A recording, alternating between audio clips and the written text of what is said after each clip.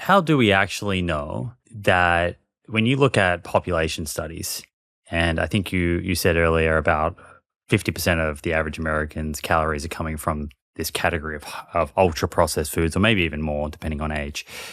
How do we know that it's the foods themselves that are increasing risk of a cardiometabolic disease or some other outcome, and it's not the fact that they're cheap and the people that are consuming them are often of lower socioeconomic status and other variables that could be at play? I think that that's where you get into the limitations of different kinds of studies, right? So in these observational cohort studies, for example, you can start to make statistical adjustments for some of these things and try to see if the effect goes away or gets stronger as a result of making those statistical adjustments. But at the end of the day, there are certain confounds that you can't get around, right? I mean, these are not experiments, right? You can analyze the data in different ways to try to get around it, but it's an important factor. I've argued that we need those kinds of studies as well as a sort of more controlled studies where we take certain factors out of the equation. So for example, you asked the question about, these foods tend to be less expensive, and that's certainly a factor. They tend to also be more convenient. They tend to also be a lot easier to prepare, and you don't need as much equipment or skill to prepare them, right? All of those factors are important. And so when I first started getting into this topic, I was interested in, well, what if you remove all those things? And what if you just provide people with the foods themselves?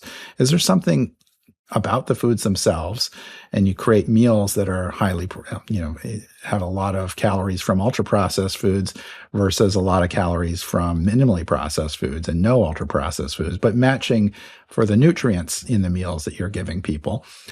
Is there something over and above those other factors that we mentioned that are important, the price, the convenience, and those kinds of things? Do people behave differently with these ultra-processed meals? And that was the first study that we decided to do in this topic. It ended up being the first randomized controlled trial on this question.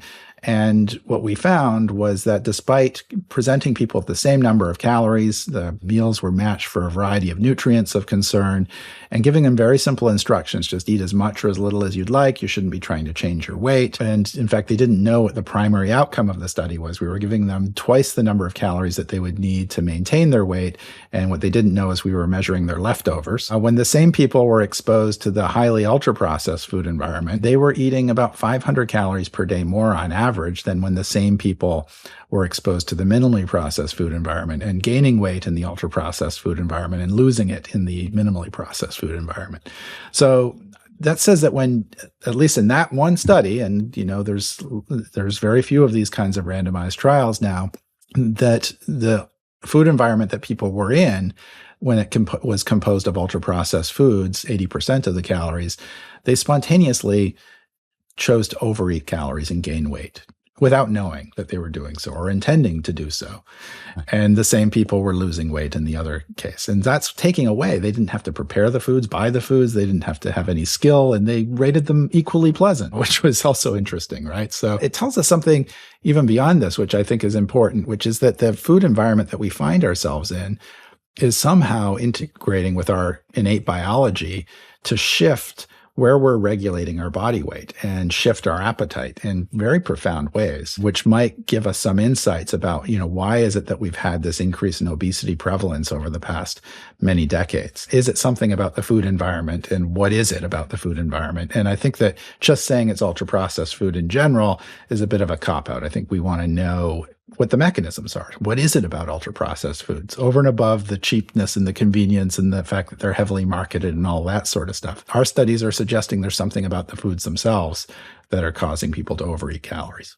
And just to kind of underscore a point that you made there, those diets were matched for macronutrients, so carbs and fat and protein. So what was different? They were a little off on the protein. So let's talk about protein, and then talk to us about what else was different, I guess, in terms of the characteristics.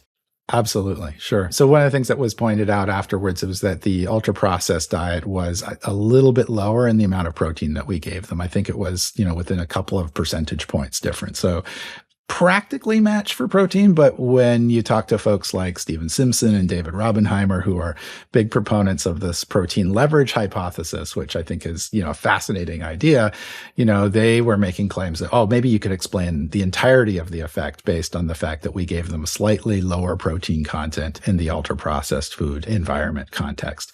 I don't think that that's true. We did some analysis after the fact, and I can tell you about a new study that we ran where we actually matched the protein a lot better and we see similar effects. So I don't think that that's the main reason that happened, but it's important to point out that was a limitation of the study. We didn't quite match for protein, even though we say like we matched for, sugar content of the diets, which is true. But of course, there's a lot more added sugar in the ultra processed environment and no added sugar or free sugars in the minimally processed diet condition, right? The sugars were contained in fruits and, those kinds of whole foods where it also comes along with a lot of fiber. And even though we matched for fiber in the two conditions, the sort of whole foods condition had a lot of insoluble fiber. And what we were doing in the ultra processed diet condition was adding a fiber supplement, right? Which is a lot of soluble fiber. So even though, it's one of those things in nutrition, right? You name something, but it actually has a lot more subcategories that might make a big difference. And I think that's an important caveat when it comes to doing these kinds of nutritional studies. And what was some of the other main differences between the foods, or when you went away and kind of reflected back on the fact that participants were eating about 500 more calories per day on the ultra-processed diet, despite doing your best to match those nutrients? What were some of the other things that maybe kind of suggest why people were eating more calories? Yeah. So first, maybe I'll take a step back and say, there's lots of different ways you can design these kinds of trials. And the way that we ended up doing that trial was not the way that I wanted to do it initially. Like I wanted to do it in such a way that we would take a ultra processed product and then we would have our chefs prepare a minimally processed version of that same product. So we would have a food by food comparison, right? The minimally processed version with the ultra processed version, trying to match for the macronutrients on a food by food basis. When I proposed that idea, basically the kitchen staff revolted. They're like, there's no way we can do this. This is like we would have to, increase our staff by a factor of 10 or something like that. And it's just not a doable process. And so we actually iterated back and forth on, okay, well, if we can't do it that way, what if we took processed version of the food and an ultra processed version and did it that way. So same food still. And then the issue was, well, not all of those versions are in our branded food database. And so we would have to then chemically analyze the ones that weren't in the food database so that we would be sure that we match the nutrients. And that chemical analysis of food is not cheap, right? So then that becomes unreasonable scale of expense that we couldn't afford. So we ended up settling on this idea of, okay, well, look, we're going to choose very different foods in these different diets, right? So there is no equivalent of a chicken nugget on the minimally processed diet, right? That's clearly belongs in the ultra processed diet. There's like a grilled chicken, obviously, in the minimally processed version, but there's no like chicken nugget equivalent in the minimally processed diet. And so there's very different foods in these two sets of meals. And so we created these 7-day rotating menus that on average over the course of the day were matched at this very high level for the amount of fat, carbs, sugar, sodium, fiber, and then also the overall energy density of the meals that we gave people, the number of calories per gram of stuff that we presented to them were matched. Now, later on, people started to say, oh, well, wait a second. Yeah, you match for overall energy density, but in the one case, you've got all these beverages that you're dissolving this fiber supplements in. That's the ultra-processed diet condition. But if I look on the plates, right, I'm not in the beverage glasses, on the plates, those foods on the plates are higher in energy density. And the only reason you match the overall energy density is because you're adding, these high fiber lemonades in the ultra processed diet condition. And there's this idea that energy density of beverages doesn't really contribute much to satiation. And so we should really look at the non-beverage energy density of the meals. And then, it turns out that the ultra processed diet had almost double the non-beverage energy density as compared to the minimally processed diet. And people have been studying this for years. Barbara Rolls' group probably most famously for studying how energy density contributes to calorie intake in a very powerful way. And then we had this other interesting discussion. So I already told you about the protein discussion, right? So that was another factor that we were potentially playing a major role. Kieran Ford was a co-author on that first paper, and he's very well known for his work on texture of food and orosensory processing, and the fact that ultra-processed foods tend to be softer, easier to chew and swallow, and you tend to eat them more quickly. And indeed, people were eating the meals in the ultra-processed diet condition on a gram per minute basis more quickly than the minimally processed diet condition. So that was another factor that could play a role, especially in combination with energy density of the foods on the plate. And then finally, Tara Fazzino from University of Kansas, who I think has been on your program, She has. came up, so she said to me, I know you match the overall diets for, salt and sugar and fat and carbs, but what about the number of individual foods on the plate that cross these pairs of thresholds that she's defined as being hyperpalatable combinations, right? So even though the overall meals were matched for these nutrients, what about the individual foods? Did you present people with more individual foods that were either high in both fat and sugar, fat and salt, or carbs and salt? And it turned out that, yep, we certainly did. We were presenting people with more of these pairs of combinations. And since then, we've worked with folks like Jeffrey Brunstrom in the UK who've looked at the ratio of carbs and fat in the individual foods that we were preparing and how that might play a role, as well as the micronutrient properties of the overall diet. So there's a variety of differences between these two things and lots of theories about what the main contributor was behind why people chose to overconsume calories on ultra-processed diets. Okay, let me throw a few things back to you because there was a lot in there, a lot of good stuff. So just to tie this back to the beginning of the conversation, the reason this is important is that if we can understand what are the actual traits or characteristics that are driving, and what I found really interesting, and I want to double click on this in a moment, driving a kind of subconscious wanting for or urge for more calories, despite equal pleasantness.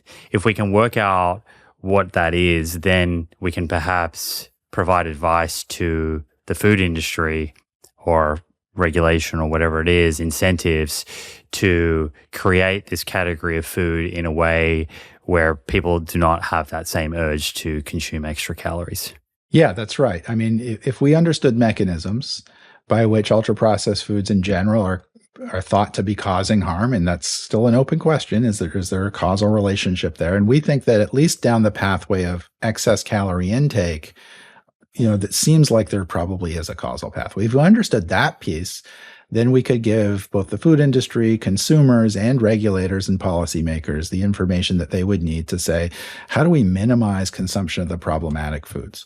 One thing I've been thinking about more lately as I get older is brain health, staying sharp, maintaining focus, and protecting cognitive function long term. My days involve constantly shifting between screens, emails, social media, phone calls, recording podcasts. All of this requires a lot of cognitive processing power and cognitive reserve. And there are stretches where I feel absolutely dialed in. And there are other times where the fog creeps in. And what I've come to appreciate is that there are biomarkers that you can measure that act as a window into your brain health. Things like inflammation, blood sugar regulation, nutrient levels, and hormonal health all influence how your brain performs today and over time. If we're not measuring those systems, we're making assumptions that what we're doing is working. That's one of the reasons I use Function. It gives you over 160 lab tests each year so you can see what's happening beneath the surface. For me, tracking things like inflammatory markers and markers of metabolic health like triglycerides and HbA1c has directly informed how I train, how I eat, and how I recover.